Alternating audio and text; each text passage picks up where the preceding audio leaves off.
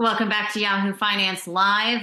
The S&P right now is up a little over 4%. We are off the highs for the session, but still strong gains across the board on this day of historic jobless claims. Right now, I want to bring in our next guest, Bimal Shah, Thornburg Investment Management. So, 3 days in a row is what it looks like we're going to have here to the upside. And we have seen some big names moving. We just did Boeing as our call of the day, and that stock's up 80% this week. I guess the conversation now, though, that I keep hearing is an idea that we have to retest the lows that we've seen. Do you subscribe to that?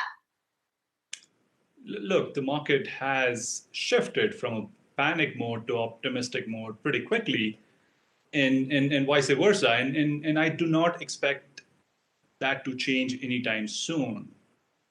What to your question about, are we going to retest the lows? I absolutely believe so. If you think about what the market is doing right now, it's celebrating the unprecedented level of fiscal and monetary stimulus that the government has provided, which was absolutely necessary. What I worry about, though, is that the market would pretty soon start focusing on, the real issue, which is the healthcare crisis.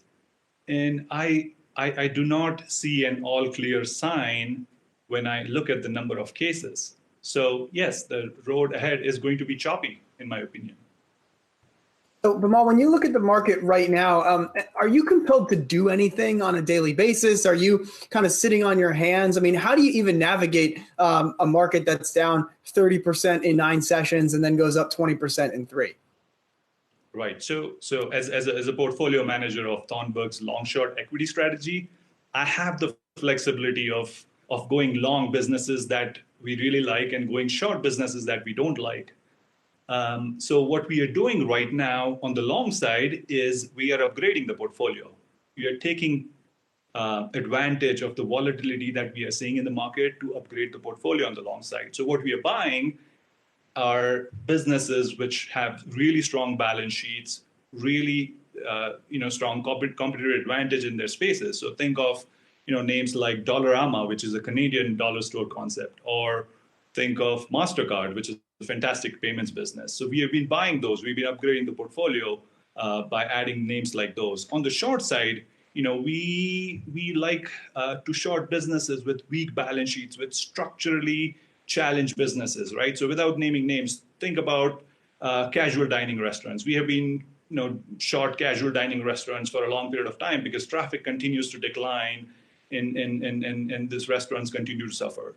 The other area that we have been really short is, think of pay TV networks, linear TV, right?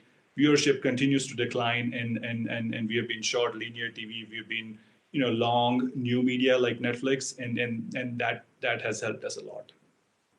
I just want to follow up on the media play. I think it's kind of interesting because there are maybe some clearer losers, but there's other names that sort of fall in the middle because you talk about liking a good balance sheet, but everyone's also watching Netflix, but that's a name that you think is going to do okay. What others, like in the media space, are you thinking about the video games, like the stay-at-home trade? Are those any names that appeal to you?